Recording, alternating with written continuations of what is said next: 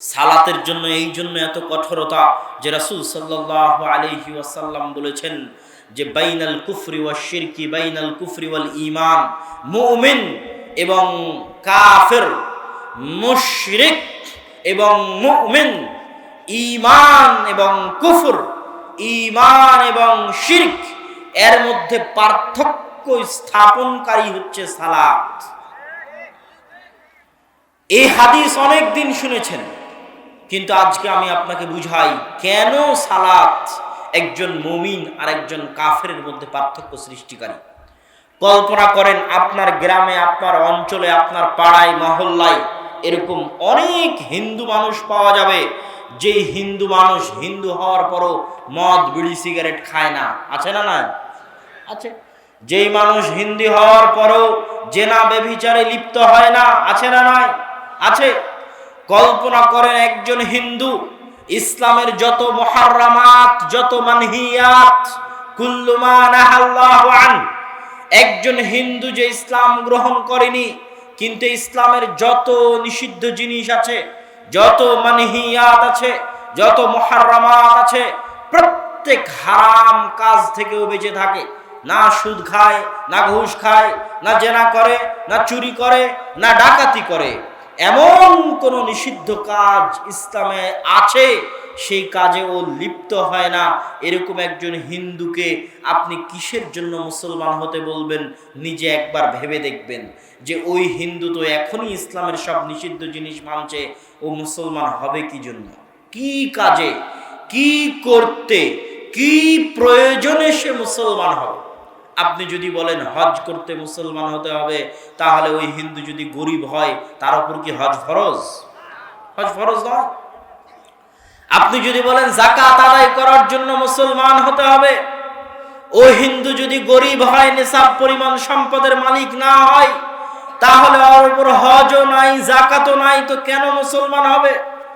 আপনি বলবেন রমজান মাসের 1 মাস সিয়াম পালন করার জন্য তাকে মুসলমান হতে হবে। এইখানে আপনাকে আর একটা উদাহরণ দেই। আপনি আপনার সন্তানকে স্কুলে, মাদ্রাসায় ভর্তি করাতে গেছেন। মাদ্রাসার অনেক নিয়ম কানুন, তার মধ্যে কিছু নিয়ম আছে নিষিদ্ধ জিনিস, নিষিদ্ধ আমল, নিষিদ্ধ কাজ। মাদ্রাসায় অ্যান্ড্রয়েড মোবাইল ব্যবহার করা যাবে না, চুল বড় করা যাবে না, দাড়ি কাটা যাবে না, টাকনুর নিচে প্যান্ট পরা যাবে না, অনেক নিয়ম। তো আপনার ওই ছেলে মাদ্রাসায় ভর্তি হওয়ার পর চুলও বড় করেনি, দাড়িও কাটেনি, মোবাইলও ব্যবহার করেনি, টাকনুর নিচে প্যান্টও পরেনি, যা যা নিষিদ্ধ আছে সব নিষিদ্ধ আমল মেনে নিয়েছে।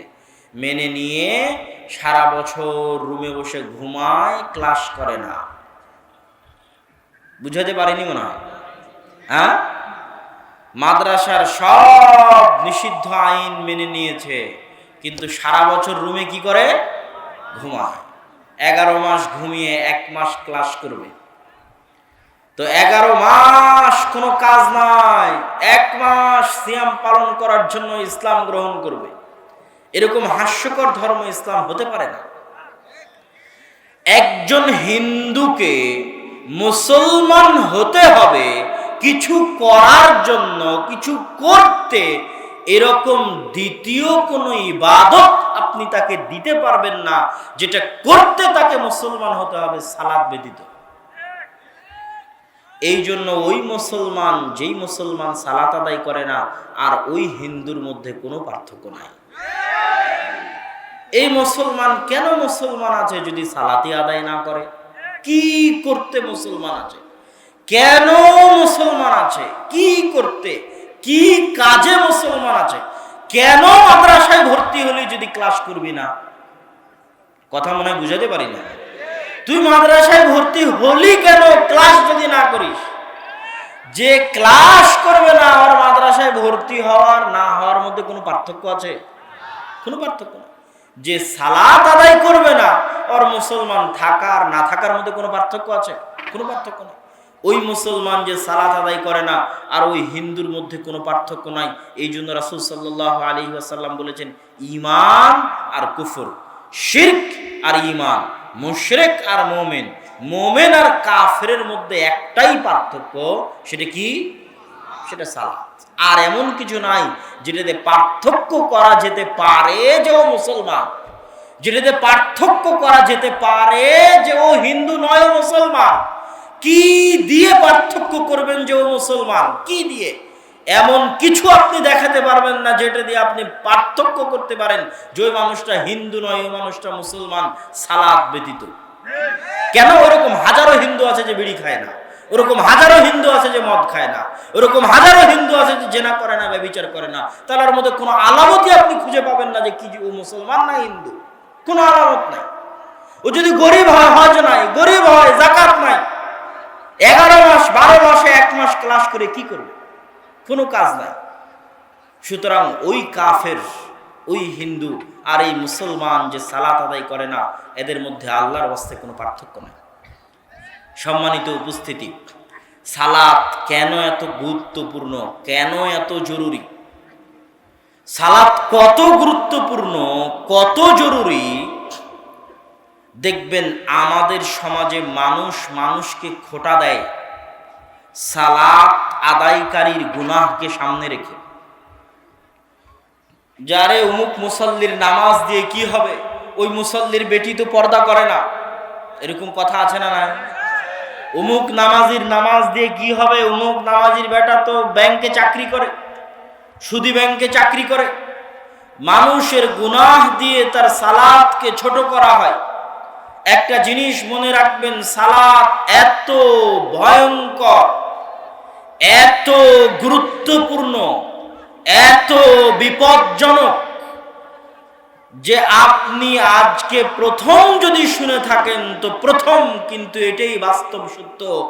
একটা মানুষকে হত্যা করলে যা গুনাহ হবে, একটা মানুষ জেনা ব্যভিচারে লিপ্ত হলে যা গুনাহ হবে, একটা মানুষ সুদ খেলে যা গুনাহ হবে, একটা মানুষ ঘুষ খেলে যা গুনাহ হবে, একটা মানুষ বিড়ি সিগারেট খেলে যা গুনাহ হবে, একটা মানুষ মদ পান করলে যা গুনাহ হবে, তার চেয়ে হাজারো গুণ, শত গুণ, লাখো গুণ বেশি গুনাহ হবে এক ওয়াক্ত সালাত ইচ্ছাকৃত ছেড়ে দিলে। যদি প্রথম শুনে থাকেন তো প্রথম, কিন্তু কথা ঠিক। ইবনুল কাইয়িম রাহিমাহুল্লাহ লিখছেন, ইত্তাফাকাল আইম্মা, ইসলামের সকল ইমাম, সকল উলামায়ে কেরাম একমত, আল্লাহর সাথে শিরিক করার পরে আসমানের নিচে জমিনের উপরে সালাত ছেড়ে দেওয়ার চাইতে বড় কোনো গুনাহ পৃথিবীতে নাই। মানুষকে হত্যা করার গুনাহের চাইতে 100 গুণে বড় গুনাহ সালাত ছেড়ে দেওয়ার গুনাহ, সুদ খাওয়ার চাইতে 100 গুণে বড় গুনাহ সালাত ছেড়ে দেওয়ার গুনাহ, জেনা করার চাইতে 100 গুণে বড় গুনাহ সালাত ছেড়ে দেওয়ার গুনাহ, বিড়ি সিগারেট মদ পান করার চাইতে 100 গুণে বড় গুনাহ সালাত ছেড়ে দেওয়ার গুনাহ। কেন সালাত ছেড়ে দেওয়ার গুনাহ এত বড়? সালাত হচ্ছে আল্লাহর অর্ডার, সালাত হচ্ছে আল্লাহর আদেশ। আকিমুস সালাত, দুনিয়ার মানুষ নামাজ পড়ো, এটা আদেশ, এটা অর্ডার। দুনিয়ার মানুষ সুদ খায়ও না, এটা নিষেধ। দুনিয়ার মানুষ জেনা করিও না, এটা নিষেধ। দুনিয়ার মানুষ মিথ্যা বলিও না, এটা নিষেধ। দুনিয়ার মানুষ বিড়ি সিগারেট মদ খায় না, এটা নিষেধ। আরে মানুষ সালাত আদায় করো, এটা অর্ডার। আল্লাহর অর্ডার লঙ্ঘন করা, আল্লাহর নিষেধ অমান্য করার চাইতে 100 গুণে বড় অপরাধ। আল্লাহর আদেশ অমান্য করা, আল্লাহর নিষেধ লঙ্ঘন করার চাইতে 100 গুণে, হাজারো গুণে, লাখো গুণে বড় অপরাধ। আল্লাহ বলছেন সুদ খায় না, আল্লাহর নিষেধ। আল্লাহ বলছেন মানুষ নামাজ পড়ো, দিস ইজ অর্ডার, এটা আদেশ। এই জন্য রাসূল সাল্লাল্লাহু আলাইহি ওয়াসাল্লাম বলেছেন, আহাব্বুল আ'মাল ইনদাল্লাহ আল ফারাইজ, আল্লাহর নিকটে সবচেয়ে প্রিয় আমল হচ্ছে আল্লাহর অর্ডার, মানে যে ফরজ, যেটা ফরজ অর্ডার, ওটাই আল্লাহর কাছে সবচেয়ে প্রিয়। ওই কোটি টাকা দানের দরকার নাই, 5 ওয়াক্ত নামাজ পড়ো, মানে আল্লাহর অর্ডার মানলা, ফরজ অর্ডার, তুমি আল্লাহর সবচেয়ে বেশি প্রিয়। ওই 5 ওয়াক্ত ফরজ সালাতের যদি সুন্নাত না থাকে, ওই 5 ওয়াক্ত ফরজ সালাতের যদি নফলও না থাকে, ওই 5 ওয়াক্ত ফরজ সালাতের সাথে যদি কোনো নফল ইবাদত, সাদাকা, দান, কিছু না থাকে, তাহলে ওই মানুষ যার 5 ওয়াক্ত সালাত ঠিক নাই কোটি টাকা দান করে, যার 5 ওয়াক্ত সালাত ঠিক নাই বড় বড় মাদ্রাসা প্রতিষ্ঠানের ইয়েতিমের দায়িত্ব পালন করে, কোটি কোটি টাকা আল্লাহর রাস্তায় দান করে, খরচ করে, ইবাদত করে, নফল সিয়াম নফল সালাত মাঝে মধ্যে আদায় করে, কিন্তু 5 ওয়াক্ত সালাতের ঠিক নাই, ওর ইবাদত আল্লাহর কাছে অত গুরুত্ব, অত দামি, অত ভালোবাসার নয়, যত ভালোবাসা, যত প্রিয় যে আল্লাহর ওয়াদা, ফরজ অর্ডার 5 ওয়াক্ত নামাজ পড়তেই হবে, এই ফরজ অর্ডার যে মানে শুধুই যদি 5 ওয়াক্ত সালাত আদায় করে, ও আল্লাহর কাছে সবচেয়ে বেশি প্রিয়। ও কি আল্লাহ সবার আগে জান্নাত দিয়ে দিবে যে তুই সবার আগে জান্নাতে চলে যা। যদি আরেকজন কোটি টাকা দান করে তার চাইতে, যদি আরেকজন লাখ টাকা দান করে তার চাইতে, যদি আরেকজনের অনেক নফল সালাত নফল সিয়াম থাকে তার চাইতে, যে কিছুই করেনি খালি 5 ওয়াক্ত ফরজ সালাত আদায় করেছে, ও আগে জান্নাতে চলে যেতে পারে কেন? ও কি মেনেছে বলেন তো? আল্লাহর ওয়ার্ডার, ফরজ ওয়ার্ডার মেনেছে। এটা আল্লাহর কাছে খুবই খুবই ভয়ঙ্কর যে মানুষে আল্লাহর ওয়ার্ডার অমান্য করবে, নিষেধ অমান্য করছে, অজুহাত পেশ করুক, আল্লাহ মনকে রক্ষা করতে পারেনি, জেনায় লিপ্ত হয়ে গেছে, মাফ করে দিয়ে। আল্লাহ টাকার অনেক দরকার ছিল, ঘুষ খেয়ে নিয়েছে, মাফ করে দিয়ে। অজুহাত পেশ করে আল্লাহর কাছে মাফ চাইতে পারে মানুষ, কিন্তু সালাত কোনো অজুহাত শুনবে না। কোনো অজুহাত পৃথিবীতে মানুষ পেশ করতে পারে এই রকম কোনো অজুহাত আল্লাহ বাকি রাখেননি যেটা সালাত ঠেকাতে পারে। এরকম কোনো অজুহাত আল্লাহ সুবহানাহু ওয়া তাআলা বাকি রাখেননি যে অজুহাত দিয়ে মানুষে সালাত ঠেকাতে পারে, এরকম কোনো অজুহাত আল্লাহ বাকি রাখেননি।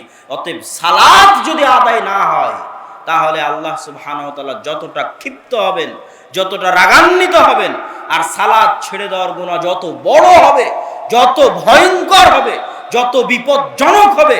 সুদ খাওয়ার গুনাহ অত ভয়ঙ্কর, অত বিপজ্জনক নয়। জেনা করার গুনাহ অত ভয়ঙ্কর, অত বিপজ্জনক নয়। মানুষকে হত্যা করে ফেলার গুনাহ অত ভয়ঙ্কর, অত বিপজ্জনক নয়। ইবনুল কাইয়িম রাহিমাহুল্লাহ তার বইয়ের মধ্যে লিখেছেন, আল্লাহ সুবহানাহু ওয়া তাআলার আদেশ লঙ্ঘন করা যত বিপজ্জনক, যত ভয়ঙ্কর, যত মহাপাপ, সালাত হচ্ছে আল্লাহর আদেশ। সম্মানিত উপস্থিতি, কেন সালাত এত গুরুত্বপূর্ণ, এত জরুরি, এত কঠিন ও কঠোরভাবে যে সালাত আদায় করতেই হবে? সালাত থেকে বাঁচার কোনো অজুহাত, কোনো বদল, কোনো কাফারা, কোনো ফিদিয়া কিছু নাই যেটা দিয়ে মানুষ সালাতের বদল তৈরি করতে পারে, সালাতের পাল্টা কিছু তৈরি করতে পারে। এই জন্য যে আল্লাহ সুবহানাহু ওয়া তাআলা পবিত্র কোরআন মাজিদে বলেছেন, ওয়া আকিমিস সালাতা লিযিকরি, হে মানুষ সালাত আদায় করো আমাকে স্মরণ করার জন্য। সালাত আদায় করো আমাকে স্মরণ করার জন্য, তথা আল্লাহ সুবহানাহু তাআলাকে স্মরণ করা লাখো গুণে কোটি গুণে আল্লাহ সুবহানাহু তাআলাকে স্মরণ করা পুরো 24 ঘন্টার দিনে রাতে অন্তত পক্ষে নিম্ন পক্ষে 5 বার আল্লাহ সুবহানাহু তাআলাকে স্মরণ করা, এর কোনো বিকল্প ব্যতিক্রম কোনো রাস্তা নাই। আচ্ছা, আল্লাহ সুবহানাহু তাআলা ওযু করা জরুরি? আপনাদের কি মনে হয়? ওই যে মহা আটলান্টিক সমুদ্রের মধ্যে কোনো নৌকা ডুবে যাচ্ছে, ওই নৌকায় আরোহী কোনো ব্যক্তির ওই ডুবন্ত নৌকা থেকে বাঁচার জন্য আল্লাহর কাছে দোয়া করছে, এখন ও কি ওযু করবে? আর ওযু করার সময় আছে? তো আল্লাহকে স্মরণ করতে ওযু করা জরুরি, আল্লাহকে ডাকতে ওযু করা জরুরি, আল্লাহকে ডাকতে রুকু করা জরুরি, আল্লাহকে ডাকতে সিজদা করা জরুরি। কথা বলেন না যে আল্লাহ সুবহানাহু ওয়া তাআলাকে ডাকতে কিবলামুখী হওয়া জরুরি? জরুরি নয়। তো যেহেতু সালাত আদায়ের মূল মাকসাদ হচ্ছে আল্লাহ সুবহানাহু ওয়া তাআলাকে স্মরণ করা, এই জন্য সালাতের এমন কোনো অজুহাত নাই যে অজুহাত দিয়ে মানুষে বাঁচবে যে এই অজুহাতে আমি সালাত আদায় করলাম না। কোনো অজুহাত মানুষ পেশ করতে পারবে না। যতক্ষণ মানুষের জ্ঞান বুদ্ধি বিবেক ঠিক আছে ততক্ষণ মানুষ আল্লাহকে স্মরণ করতে পারবে না? পারবে না? পারবে। তোর ফরজ গোসল হয়েছে, গোসল করার পানি নাই, তায়াম্মুম নাই, আল্লাহকে স্মরণ করতে পারবি না? পারবি না? পারবি না? পারবি আল্লাহকে স্মরণ করতে। তুই দাঁড়িয়ে থাকতে পারিস না, বসে থাকতে পারিস না, রুকু করতে পারিস না, সিজদা করতে পারিস না, আল্লাহকে স্মরণ করতে পারবি না? পারবি না? পারবি। কেবলা চিনিস না, ওযু জানে না, কোরআন তেলাওয়াত করতে পারে না, সূরা ফাতিহা জানে না, আল্লাহকে স্মরণ করতে পারবে না? পারবে না? পারবে। যতক্ষণ ওর হুঁশ আছে, যতক্ষণ ওর জ্ঞান আছে, যতক্ষণ ওর বুদ্ধি আছে, ততক্ষণ দুনিয়াতে এমন কোন অজুহাত, যে অজুহাত পেশ করে মানুষে বলবে আমি সালাত আদায় করব না, ওই অজুহাত চলবে না। এই জন্য যে সালাত আদায়ের মূল মাকসাদ আল্লাহকে ডাকা, আল্লাহকে স্মরণ করা। মানুষ 24 ঘন্টা যে কোনো পরিস্থিতিতে, যে কোনো জায়গায়, যে কোনো অবস্থায় আল্লাহকে স্মরণ করতে পারে। এই জন্য 5 ওয়াক্ত সালাতের মূল মাকসাদ হচ্ছে আল্লাহ সুবহানাহু ওয়া তাআলাকে স্মরণ করা। আল্লাহ সুবহানাহু ওয়া তাআলাকে স্মরণ করা কত গুরুত্বপূর্ণ সে আলোচনা আরেকটু বিস্তারিত বলবো। তার আগে এখানে আগের অংশের আরেকটা কথা বলে রাখি। ওই যে মানুষ সুদ খায়, ওই যে মানুষ ঘুষ খায়, যে মানুষ বিড়ি খায়, সিগারেট খায়,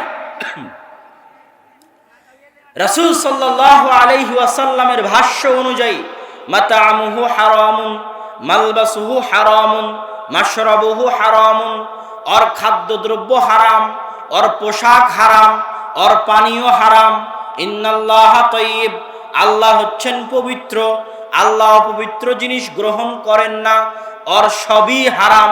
ওর ইবাদত কি আল্লাহ গ্রহণ করবেন? করবেন না। এখন ওই সুদখোর যদি বলে, ঘুষখোর যদি বলে, ব্যাংকে চাকরি করে যে সে বলে, যার সকাল থেকে সন্ধ্যা পর্যন্ত হারাম ইনকাম, বাড়ি হারাম ইনকামে, কাপড় হারাম ইনকামে, খাওয়া হারাম ইনকামে, ও যদি বলে আমার ইবাদতই কবুল হবে না, তো কেন সালাত আদায় করব?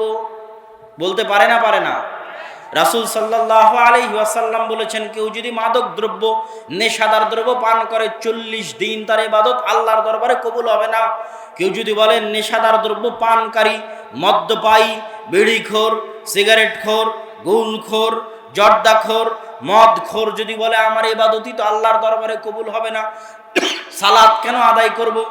মানুষ অজুহাত দাঁড় করায়, বিড়ি ছাড়তে পারেনি, সালাত আদায় করে কি করব? সিগারেটই ছাড়তে পারেনি, সালাত আদায় করে কি করব? আবার মানুষে আর এক মানুষকে খোটা দেয়, আরে তুই এই নামাজিকে দেখো, এই নামাজও পড়ে আবার বিড়িও খায়। মানুষও খোটা দেয়, সেও নিজেকে ধোকা দেয়, বিড়ি ছাড়তে পারলাম না, নামাজ আদায় করে কি করব? খুবই ভয়ঙ্কর, খুবই ভয়ঙ্কর। ইবনুল কাইয়িম রাহিমাহুল্লাহ লিখছেন যে তুমি যদি ঘুষখোর হও, ঘুষ খেয়ে এসে নামাজ আদায় করো। তুমি যদি সুদখোর হও, কোটি টাকা সুদ খাওয়ার পরে সালাত আদায় করো। তুমি যদি জেনাকারী, ব্যভিচারী হও, পতিতালয় থেকে বের হয়ে সালাত আদায় করো। তুমি যদি বিড়িখোর, সিগারেটখোর হও, তাহলে বিড়ি খেয়ে, সিগারেট খেয়েও তুমি সালাত আদায় করো, সালাত ছাড়িও না। গুনাহের দোহাই দিয়ে, গুনাহের অজুহাত দিয়ে সালাত ছাড়িও না। যত বড় পাপী হও, যত বড় গুনাহগার হও, যত বড় গুনাহগার হও, যত বড় পাপী হও, সালাত ছাড়িও না। কেন? ইবনুল কাইয়িম রাহিমাহুল্লাহ বলছেন, তুমি যদি সালাত ছেড়ে দাও, একসাথে দুটো গুনাহ হবে। একে তো সুদ খাওয়ার গুনাহ, আর একটা হচ্ছে ওই সুদ খাওয়ার চাইতে লাখো গুণে, কোটি গুণে বড় গুনাহ সালাত ছেড়ে দেওয়ার গুনাহ।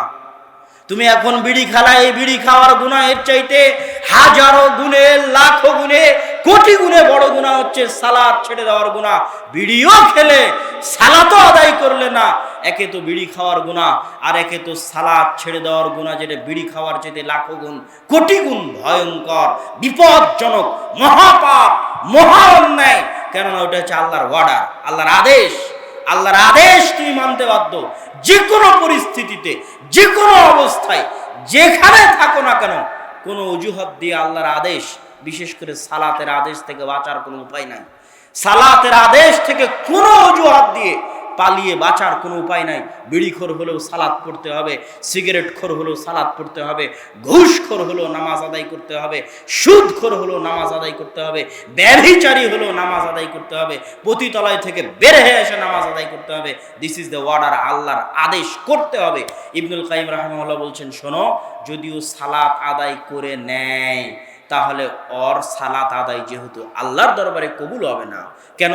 ওর সবই হারাম ইনকাম, বাড়ি হারাম, জামা হারাম, কাপড় হারাম, টাকা হারাম, ইনকাম হারাম, খাদ্যদ্রব্য হারাম, তার ওই সালাত আল্লাহর দরবারে কবুল হবে না। মানে সালাতের যত ফজিলত আছে কোনো ফজিলতও পাবে না। অনেক ফজিলত আছে সালাতের, এক সালাত থেকে আর এক সালাতের মধ্যে সব সগীরা গুনাহ মাফ হয়ে যায়। এটা সালাতের ফজিলত, কোনো ফজিলত পাবে না। কিন্তু সালাত ছেড়ে দেওয়ার যে ভয়ঙ্কর জঘন্য বিপদজনক গুনাহ ছিল, যেটা ওই সুদ খাওয়ার চাইতে, ঘুষ খাওয়ার চাইতে, বিড়ি খাওয়ার চাইতে শতগুণে লাখো গুণে বড় গুনাহ ছিল, ওই গুনাহ থেকে বেঁচে যাবে ফজিলত না পেলেও। বুঝাতে পারিনি মনে হয় আপনাদেরকে। যদি আপনি বিড়ি খাওয়ার পরে সালাত আদায় না করেন, একসাথে দুটো গুনাহ, বিড়ি খাওয়ার গুনাহ, বিড়ি খাওয়ার চাইতে শতগুণে লাখো গুণে বড় গুনাহ সালাত ছেড়ে দেওয়ার গুনাহ। সালাত আদায় করলেন, আপনার বিড়ির কারণে সালাত কবুল হয়নি, সালাতের কোনো ফজিলত পাবেন না। কিন্তু কি হলো, সালাত ছেড়ে দেওয়ার যে বিশাল বড় একটা গুনাহ ছিল, ওই গুনাহ থেকে আপনি বেঁচে গেলেন। বুঝাতে পারিনি মনে হয়, ওই গুনাহ থেকে আপনি বেঁচে গেলেন। সম্মানিত উপস্থিতি, সালাত কি জন্য এত গুরুত্বপূর্ণ বলছিলাম। আল্লাহ সুবহানাহু ওয়া তাআলা বলেছেন, আকিমিস সালাতা লিযিকরি, আমাকে স্মরণ করার জন্য সালাত আদায় করো। তো স্মরণ করাটা আল্লাহর কাছে কত গুরুত্বপূর্ণ, যে মানুষে আল্লাহকে স্মরণ করুক, এটা আল্লাহ সুবহানাহু ওয়া তাআলার কাছে এত গুরুত্বপূর্ণ যে আল্লাহ সুবহানাহু ওয়া তাআলার নবী ইউনুস আলাইহিস সালাতু ওয়াস সালাম মাছের পেটে, আল্লাহর নবী যে মাছের পেটে আছে, এটা কি আল্লাহ জানেন না? আল্লাহ জানেন না? জানেন না? জানেন যে তার নবী মাছের পেটে আছে। আমি যদি আপনার কাছের বন্ধু হই, আমি আপনার কাছে সাহায্য চাইনি, আপনি কারো মাধ্যম দিয়ে খবর পেয়েছেন যে আমি কোথাও অ্যাক্সিডেন্ট করেছি, আপনি দৌড়ে আমাকে বাঁচাতে আসবেন না? আসবেন না? আসবেন।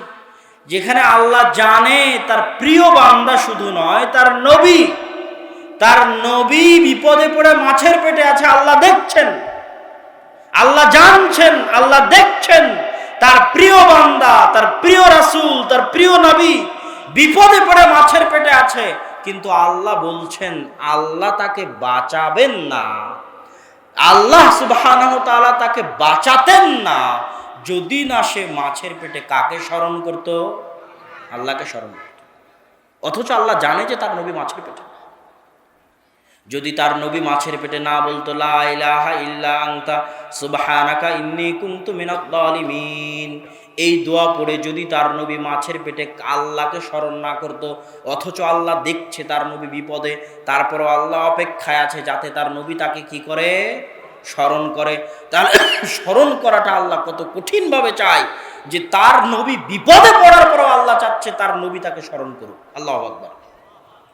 মুসা আলাইহিস সালাতু ওয়াস সালাম, মুসা আলাইহিস সালাতু ওয়াস সালামকে আল্লাহ সুবহানাহু ওয়া তাআলা বলে, নিযহাব ইলা ফিরআউন, যাও ফিরআউনের নিকটে, ইন্নাহু তাগা, ফিরআউন অহংকারী হয়েছে, ফিরআউনকে দাওয়াত দাও। মুসা আলাইহিস সালাতু ওয়াস সালাম সমস্যার ফ্রিস্তি আল্লাহর সামনে খুলে দিলেন। এক নম্বর সমস্যা জিহ্বার সমস্যা, তোতলা, কথা বলতে পারেন না। আচ্ছা, আল্লাহ সুবহানাহু ওয়া তাআলা কি আগে থেকে জানেন না যে তার নবী তোতলা? জানেন না? জানেন না? আল্লাহ সুবহানাহু ওয়া তাআলা চাইলে কি আগেই ঠিক করে দিতে পারতেন না? পারতেন না? আগেই ঠিক করে দিতে পারতেন। এবার যখন আল্লাহর নবী সমস্যা পেশ করতে গিয়ে বলছেন আমি তোতলা, তখনও চাইলে আল্লাহ ঠিক করে দিতে পারতেন যে তোমার তোতলা আমি ঠিক করে দিলাম, কুন ফায়াকুন, হাও হয়ে যাও, হয়ে যেত। আল্লাহ সুবহানাহু ওয়া তাআলা তাও করলেন না। একে তো আল্লাহ জানেন তার নবী তোতলা, ঠিক করেননি। দ্বিতীয়ত নবীতে সমস্যা পেশ করলো যে তার তোতলামি আছে, আল্লাহ ঠিক করেননি।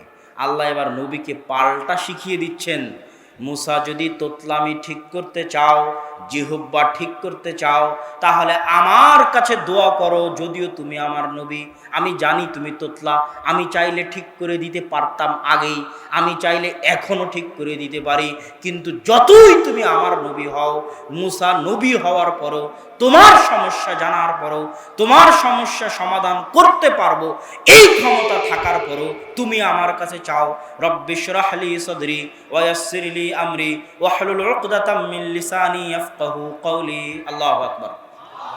যে নবীর সমস্যা জানার পরেও সমাধান করে দিতে পারার ক্ষমতা থাকার পরেও আল্লাহ সুবহানাহু ওয়া তাআলা চাচ্ছেন যে নবী চাক আল্লাহর কাছে স্মরণ করে আল্লাহকে ডাকুক, আল্লাহ গো রব্বি শরহ লি সাদরি, আমার বক্ষকে প্রশস্ত করে দিন, ওয়াসসির লি আমরি, আমার কাজকে সহজ করে দিন, আর আমার জিহ্বায় যে জড়তা আছে এই জড়তা দূর করে দিন, যাতে মানুষ আমার কথা বুঝতে পারে। মুসা এইভাবে আমার কাছে চাও, আমার কাছে দোয়া করো, আমার ক্ষমতা আছে ঠিক করে দিতে পারি, কিন্তু আমি আল্লাহ চাওয়াকে, আমাকে স্মরণ করাকে এত পছন্দ করি যে নবী তার সমস্যা ঠিক করবে এটা আমি জানার পরেও নবী যেন আমার কাছে চেয়ে চেয়ে দোয়া করে। আল্লাহু আকবার।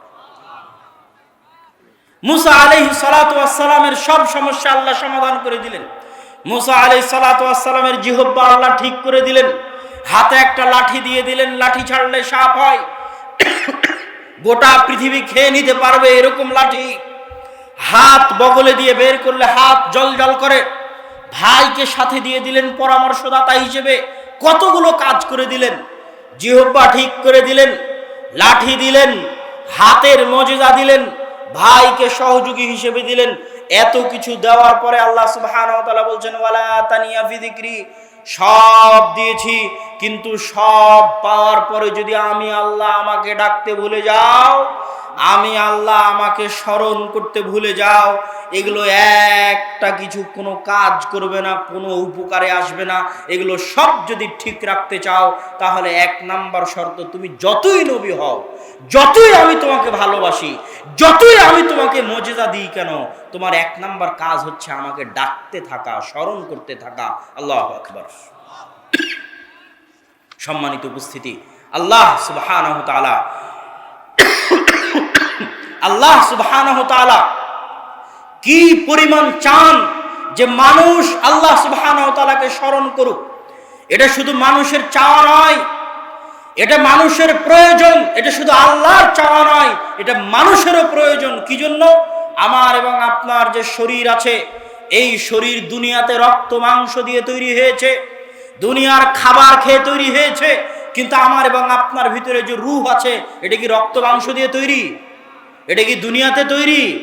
এটা ৪৪ দিন ফেরেশতা আসমান থেকে নিয়ে এসে মায়ের পেটে ফুঁকে দিয়ে গেছে। এটা সেই রূহ। এই রূহ বের হয়ে যাবে। এই রূহের উপর মানুষ অত্যাচার করে গুনাহ দিয়ে। রব্বানা যালামনা আনফুসানা, হে আল্লাহ আমরা আমাদের আত্মার উপর অত্যাচার করেছি। আল্লাহ বলেননি যে আল্লাহ গুনাহ করেছি, গুনাহ করার কথা আল্লাহ সুবহানাহু ওয়া তাআলা বলেননি, বলেছেন আল্লাহ অত্যাচার করেছি আত্মার উপর, নাফসের উপর অত্যাচার করেছি। আপনি বলবেন কই, আমি তো বুঝি না যে আমি আমার আত্মার উপর অত্যাচার করছি। আমি উত্তরে বলবো, আপনার আত্মাকে আপনি কবে সময় দিয়েছেন যে আপনি বুঝবেন আপনার আত্মার উপর আপনি অত্যাচার করছেন? কবে, কোন দিন সময় দিয়েছেন? আল্লাহ সুবহানাহু ওয়া তাআলা কোরআন মাজিদে বলছে, আলহাকুমুত তাকাসুর হাত্তা যুরতুমুল মাকাবির। ছোট বাচ্চা যখন মায়ের দুধের জন্য কাঁদে, তখন ওই ছোট বাচ্চাকে মায়ের দুধ থেকে ভুলিয়ে রাখার জন্য যেমন ঝুনঝুনি বাজানো হয়, মোবাইল দেওয়া হয়, বাইরে নিয়ে গিয়ে এটা ওটা দেখানো হয়, ঠিক ওইভাবে ছোট বাচ্চাকে যেমন খেলনা দিয়ে ভুলিয়ে রাখা হয়। আলহাকুমুত তাকাসুর, আত-তাকাসুর তোমাদেরকে ভুলিয়ে রেখেছে। দুনিয়ার আজকে এত জিনিস তৈরি হয়েছে দুনিয়াতে, মানুষ যে নিজের আত্মাকে সময় দিবে এরকম সময় বের করতে পারার মতো সময় মানুষের নাই। এরকম হাজারো যুবক এখানে বসে আছে যে ঘুমাতে ঘুমাতে মোবাইল চালায়, ঘুম থেকে উঠে আবার মোবাইলে হাত দেয়। ও কিভাবে নিজের আত্মাকে সময় দিবে বলেন? আলহাকুমুত তাকাসুর, ওর মোবাইল ওকে ভুলিয়ে রেখেছে তার মৃত্যুর কথা। গান বাজনা, নেশাদার দ্রব্য, জুয়া, খেল তামাশা, আড্ডা, সফর, সব কিছু তাকে ভুলিয়ে রেখেছে যে ও একদিন মারা যাবে। মানুষও ভুলে থাকতে চায় যে মানুষ একদিন মারা যাবে। আর পৃথিবীতে এমন জিনিস তৈরি হয়ে গেছে যে মানুষকে কখনো মৃত্যুর কথা স্মরণ হওয়ার মতো, সময় দেওয়ার মতো সময় এই যন্ত্রপাতিগুলোর নাই। এরা আর মানুষকে মরণের কথা স্মরণ করতে দেয় না।